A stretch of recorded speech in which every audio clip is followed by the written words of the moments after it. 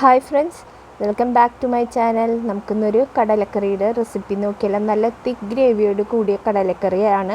പിന്നെ ഇത് സിമ്പിളുമാണ്, ടേസ്റ്റാണ്. എപ്പോഴും നമ്മൾ കടലൊക്കെ വേവിച്ച് സവാള വഴറ്റി അങ്ങനെയാണല്ലോ. ഇത് ഒരു എന്താ പറയുക, അങ്ങനെയല്ല നമ്മൾ ചെയ്യണത്. വ്യത്യസ്തമായിട്ട് ഒരു രീതിയിലുള്ള കടലക്കറിയാണ്. എല്ലാത്തിൻ്റെ ഒപ്പം കോമ്പിനേഷനാണ്. നമ്മുടെ പുട്ടിനും, ഞാനിപ്പോൾ ഇന്ന് പുട്ടിന് എടുക്കാനാണ് ഇത് എടുത്തത്. അപ്പോൾ ഇത്തിരി കട്ടിയോട് കൂടിയിട്ടാണ് എടുത്തിട്ടുള്ളത്. പിന്നെ ചോറിൻ്റെ ഒപ്പവും ചപ്പാത്തിക്കും നൂലപ്പത്തിനും അപ്പത്തിനൊക്കെ കോമ്പിനേഷനായിട്ടുള്ളൊരു കടലക്കറിയാണ്. അപ്പോൾ എന്തായാലും എല്ലാവരും ഒന്ന് കണ്ടു നോക്കുക. നിങ്ങൾക്ക് എന്തായാലും ഇഷ്ടമാവും. അപ്പോൾ ആദ്യമായിട്ട് ചാനൽ കാണുന്നവർ സബ്സ്ക്രൈബ് ചെയ്യാനും ലൈക്ക് ചെയ്യാനും ഷെയർ ചെയ്യാനും ഒന്നും മറക്കരുത്. നിങ്ങളുടെ സപ്പോർട്ട് എന്തായാലും ഉണ്ടാവണം. വ്യൂസൊക്കെ ഭയങ്കര കുറവാണ്. അപ്പോൾ എല്ലാവരും ഒന്ന് മാക്സിമം ഒന്ന് സപ്പോർട്ട് ചെയ്യുക. അപ്പോൾ നമുക്ക് കടലക്കറിയുടെ റെസിപ്പി നോക്കിയാലോ. ഞാനിവിടെ 1.5 ഗ്ലാസ് കടലയാണ് എടുത്തിട്ടുള്ളത്. എന്നിട്ട് തലേദിവസം വെള്ളത്തിലിട്ട് വെച്ച് നന്നായി കഴുകി വെള്ളത്തിലിട്ട് വെച്ചിട്ടുണ്ട് കേട്ടോ. ഇനി നമുക്കിതൊരു കുക്കറിലാണ് നമ്മളിത് ഉണ്ടാക്കണത്. അപ്പോൾ എല്ലാ സാധനങ്ങളും വഴറ്റണതും ഒക്കെ കുക്കറിൽ തന്നെയാണ് ചെയ്യണം കേട്ടോ. അപ്പോൾ ഈ കടല ഇപ്പോൾ വേവിച്ചതൊന്നുമല്ല, വേവിച്ചിട്ടില്ല കേട്ടോ, നമ്മൾ വെള്ളത്തിൽ വെറുതെ ഇട്ട് വെച്ചിട്ടുള്ളൂ.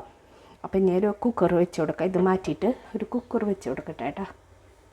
അപ്പോൾ ഞാൻ ഒരു കുക്കർ വെച്ചിട്ടുണ്ട്. നമ്മൾ യൂസ് ചെയ്യുന്ന കുക്കർ ഏതാണെന്ന് വെച്ചാൽ അതെടുക്കാം കേട്ടോ. എന്നിട്ട് നമുക്കിതിലേക്ക് നമ്മൾ വെളിച്ചെണ്ണ ആഡ് ചെയ്ത് കൊടുക്കാം. ഇതൊന്ന് ചൂടായി വരുമ്പോൾ നമുക്കിതിൽ ആദ്യം മുഴുവനോടുള്ള മസാല ആഡ് ചെയ്യണം കേട്ടോ. പിന്നെ ഇതിലേക്ക് നമുക്ക് മസാല ആഡ് ചെയ്ത് കൊടുക്കണം. മസാല എന്ന് പറഞ്ഞു കഴിഞ്ഞാൽ ഇതിലിപ്പോൾ ഞാൻ ഒരു 1/2 ടീസ്പൂൺ ജീരകം, ഒരു പീസ് പട്ട, പിന്നെ ഒരു 3 ഏലക്കായ ഞാൻ സ്പ്ലിറ്റ് ചെയ്തിട്ട് ഇട്ടിട്ടുള്ളതാണ്. പിന്നെ ഒരു 3-4 കരയാമ്പൂ. ഇതെല്ലാം ഇതിലേക്ക് ഒന്ന് ഇട്ട് കൊടുക്കാം.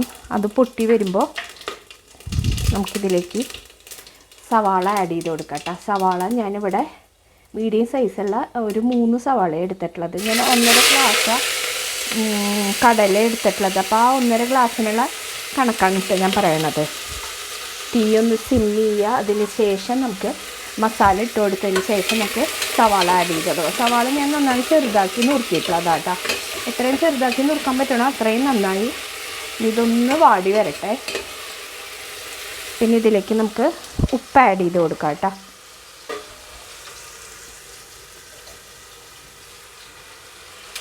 ഞാനിപ്പോൾ 1 ടീസ്പൂൺ കല്ലുപ്പാണ് ആഡ് ചെയ്യണത്. കല്ലുപ്പ് പൊടി ഇപ്പോൾ അതൊക്കെ നമ്മുടെ ഇഷ്ടമനുസരിച്ച് ആഡ് ചെയ്യാം കേട്ടോ. എന്നിട്ട് നന്നായി ഒന്ന് ഇളക്കി കൊടുത്ത് ഈ സവാള ഒന്ന് ജസ്റ്റ് ഒന്ന് ഒരു ഇതാവണം കേട്ടോ. അതിന് ശേഷം നമുക്കിതിലേക്ക് ഒന്ന് സവാള വാടി വരുമ്പോൾ നമുക്കിതിലേക്ക് ഇഞ്ചി വെളുത്തുള്ളി ചതച്ചതാണ്. ഇപ്പോൾ കിട്ടുന്ന വെളുത്തുള്ളിയൊക്കെ നല്ല വലുതാണ്. അപ്പോൾ ഞാനൊരു 3 വെളുത്തുള്ളിയും ഒരു പീസ് ഇഞ്ചിയാണ് എടുത്തിട്ടുള്ളത് കേട്ടോ. ചെറുതാണെങ്കിൽ ഒരു 4-5 എടുക്കാം വെളുത്തുള്ളി.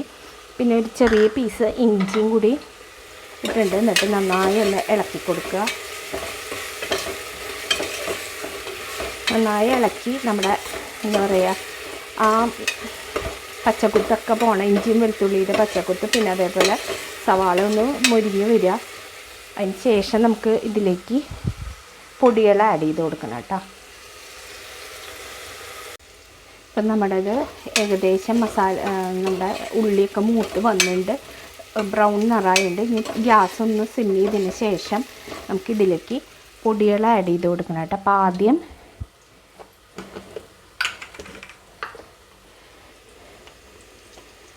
ഒരു 1.5 ടീസ്പൂൺ മല്ലിപ്പൊടി ആഡ് ചെയ്യുന്നുണ്ട്. ഒരു 1/2 ടീസ്പൂൺ നമ്മുടെ ഇതാണ് ജീരകത്തിൻ്റെ പൊടിയാണ് ആഡ് ചെയ്യുന്നത് കേട്ടോ. പിന്നെ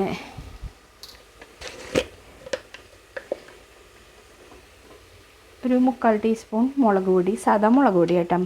കാശ്മീരി മുളക് പൊടിയൊന്നുമല്ല, സാദാ മുളക് പൊടി. പിന്നെ ഒരു 1/2 ടീസ്പൂൺ ഗരം മസാല പൊടിച്ചത്. ഇതെല്ലാം കൂടി ഇട്ടിട്ട് നന്നായി ഒന്ന് ഇളക്കി കൊടുക്കുക.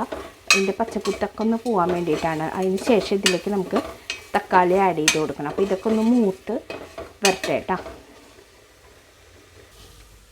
ഒരു നുള്ള് മഞ്ഞൾപ്പൊടി ആഡ് ചെയ്ത് കൊടുക്കണം. അപ്പം നമ്മുടെ മസാലയൊക്കെ ഇട്ട് പച്ചക്കുത്ത് പോയിട്ടുണ്ട്. ഇനി ഇതിലേക്ക് നമുക്ക് ഒരു തക്കാളി ഇട്ടോ, ഒരു വലിയൊരു തക്കാളിയാണ്, ചെറുതാണെങ്കിൽ 2 എണ്ണം അത് ഇട്ട് കൊടുത്തിട്ട് നന്നായി ഒന്ന് തക്കാളി വേവണമെങ്കിൽ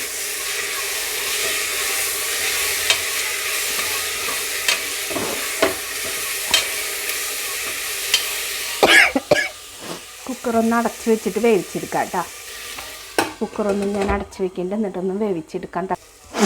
അപ്പം നമ്മുടെ തക്കാളിയൊക്കെ ഏകദേശം നന്നായി വെന്തുണ്ട് കേട്ടോ. നന്നായി വേവണം, തക്കാളി വേവണം. അതേപോലെ തന്നെ നമ്മൾ ഇട്ടിട്ടുള്ള മസാല ഉണ്ടല്ലോ അതും നന്നായി പച്ചക്കുത്തൊക്കെ പോകണം. തക്കാളിയൊക്കെ വെന്തുണ്ട്.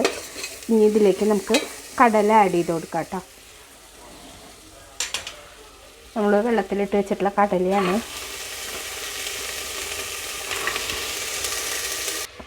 കടലൊക്കെ ഇട്ട് നന്നായി ഒന്ന് ഇളക്കി കൊടുക്കുക. നമ്മൾ സാധാ പോലെ തന്നെയാണ്, പക്ഷേ എനിക്ക് തോന്നുന്നത് ഇങ്ങനെയാകുമ്പോൾ നമ്മൾ ആ കടലയിലേക്ക് മസാലയൊക്കെ നന്നായി പിടിക്കുമെന്ന് തോന്നുക. മറ്റേതാകുമ്പോൾ നമ്മൾ കടല വേവിച്ചിട്ടാണല്ലോ ഇതിലേക്ക് ഇട്ട് കൊടുക്കണം, പിന്നെ കുറേ നേരമായിട്ട് തിളപ്പിക്കണം. അതിനായിട്ട് നല്ലത് എനിക്ക് തോന്നുന്നു അങ്ങനെ മസാലയൊക്കെ നന്നായി പിടിക്കണ പോലെ തോന്നി. അപ്പം നന്നായി ഒന്ന് ഇളക്കി കൊടുത്തതിന് ശേഷം നമുക്കിനി ഇതിലേക്ക് വെള്ളം ആഡ്, സാധാ വെള്ളം കേട്ടോ, തിളപ്പിച്ച വെള്ളമൊന്നുമല്ല, സാധാ പച്ചവെള്ളം ആഡ് ചെയ്ത് കൊടുക്കുന്നുണ്ട്.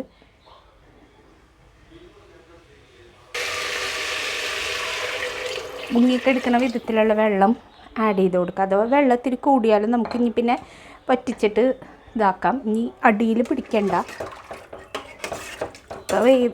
നമ്മൾ ഉപ്പ് ഓൾറെഡി ഇട്ട് കൊടുത്തിട്ടുണ്ട്. പിന്നെ കടലൊക്കെ വെന്തതിന് ശേഷം പിന്നെ വേണമെങ്കിൽ നമുക്ക് ഉപ്പ് ആഡ് ചെയ്ത് കൊടുക്കാം കേട്ടോ. എന്നിട്ട് ഇനി അടച്ച് വെച്ച് നമ്മൾ സാധാ കുക്കർ കടല എത്ര മിനിറ്റ് എടുത്തിട്ടാണോ, എത്ര വിസിലാണോ അത്രയും വിസിൽ തന്നെ വെച്ചിട്ട് ഇത് വേവിച്ചെടുക്കുക കേട്ടോ. സാധാ പോലെ തന്നെ ഇനി കടല വേവിക്കുക.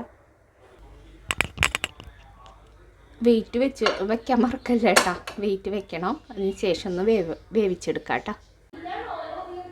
നമ്മുടെ കടലയൊക്കെ നന്നായി വെന്ത് വന്നിട്ടുണ്ട്. ഞാനിനി ഇതൊരു പാത്രത്തിലേക്ക് ഒന്ന് മാറ്റുന്നുണ്ട്. ഇതിൻ്റെ കുക്കർ വേറെ ആവശ്യമുണ്ട്. അപ്പോൾ ഞാനത് ഇനി ഒരു പാത്രത്തിൽ ഒഴിച്ചിട്ടൊന്ന് തിളപ്പിച്ചെടുക്കുന്നുണ്ട്. ഒന്ന് ജസ്റ്റ് ഒന്ന് തിളപ്പിച്ച് അതൊന്ന് വറ്റിച്ചെടുക്കാൻ വേണ്ടിയിട്ട്. അപ്പോൾ ഞാൻ ഇതൊന്ന് മാറ്റട്ടെ കേട്ടോ. അപ്പം ഞാൻ വേറൊരു പാത്രത്തിലേക്ക് മാറ്റിയിട്ടുണ്ട് കേട്ടോ. അപ്പോൾ ഇതൊന്ന് തിളച്ചൊന്ന് വറ്റിക്കാമെന്ന് വെച്ച് കഴിഞ്ഞാൽ ജസ്റ്റ് ഒന്ന് തിളച്ച് ഇതാവാൻ വേണ്ടിയിട്ടാണ്. പിന്നെ ഉപ്പൊക്കെ നോക്കുക. കുക്കറിൽ ഇനി പുട്ടുണ്ടാക്കണേ, അതുകൊണ്ടാണ് ഞാൻ കുക്കറിൽ നിന്ന് മാറ്റി ഇതിലേക്ക്. അല്ലെങ്കിൽ പിന്നെ കുക്കറിൽ തന്നെ വെച്ച് തിളപ്പിച്ചെടുത്താൽ മതിയിട്ട്, യാതൊരു കുഴപ്പമില്ല. ഞാൻ പിന്നെ കുക്കർ ആവശ്യമുള്ള കാരണം അതിൽ നിന്നൊന്ന് മാറ്റിയെന്ന് മാത്രം കേട്ടോ. അപ്പം ഇനി ഇതൊന്ന് തിളക്കട്ടെ. ഒന്ന് ജസ്റ്റ് ഒന്ന് തിളച്ച് കഴിഞ്ഞാൽ ഒന്നും കൂടി ഒന്ന് കട്ടിയാവും. അപ്പോൾ പിന്നെ ഉപ്പൊക്കെ ഒന്ന് നോക്കുക. ഞാൻ ഇത്തിരി ഉപ്പൊന്ന് നോക്കട്ടെ കേട്ടോ. എനിക്കിപ്പോൾ ഉപ്പ് കറക്റ്റാണ്. അപ്പോൾ ഒന്നുകൂടി പറ്റുമ്പോൾ കുറച്ചും കൂടിയും ഉപ്പാവും. നന്നായി ഒന്ന് തിളക്കട്ടെ. അപ്പം നമ്മുടെ കടലക്കറിയൊക്കെ അവിടെ റെഡി ആയിട്ടുണ്ട്. ഞാൻ ഗ്യാസ് ഒന്ന് സിം ചെയ്ത് നന്നായി തിളച്ച് വന്നു.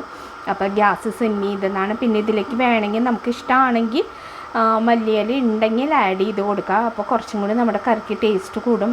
ഉണ്ടെങ്കിൽ ആഡ് ചെയ്യാം. ഞാനിപ്പോൾ ഇതിൽ ആഡ് ചെയ്യണമൊന്നുമില്ല, ഇങ്ങനെ തന്നെ എടുക്കാനാണ്. അപ്പോൾ ഇത് പുട്ടിൻ്റെ ഒപ്പം ചോറിൻ്റെ ഒപ്പം ഒക്കെ എല്ലാത്തിൻ്റെ ഒപ്പം ചപ്പാത്തിയുടെ ഒക്കെ ഒപ്പം എല്ലാത്തിൻ്റെ ഒപ്പം ഒരു കോമ്പിനേഷനായിട്ടുള്ള കറിയാണ്. അപ്പോൾ എന്തായാലും എല്ലാവരും ഒന്ന് ഉണ്ടാക്കി നോക്കുക. തീർച്ചയായിട്ടും നിങ്ങൾക്ക് ഇഷ്ടമാവും. അപ്പോൾ വീഡിയോ ഇഷ്ടമായെങ്കിൽ ലൈക്ക് ചെയ്യാനും ഷെയർ ചെയ്യാനും സബ്സ്ക്രൈബ് ചെയ്യാനും ആരും മറക്കല്ലേ. നിങ്ങളുടെയൊക്കെ സപ്പോർട്ട് ഉണ്ടെങ്കിൽ എനിക്ക് മുന്നോട്ട് പോകാൻ പറ്റുള്ളൂ. വ്യൂസൊക്കെ ഭയങ്കര കുറവാണ്. അപ്പോൾ എല്ലാവരും ഒന്ന് കാണുക, മാക്സിമം ഒന്ന് സപ്പോർട്ട് ചെയ്യുക. അപ്പോൾ thank you friends for watching. അടുത്തൊരു വീഡിയോ ആയിട്ട് വീണ്ടും കാണാം കേട്ടോ നമുക്ക്.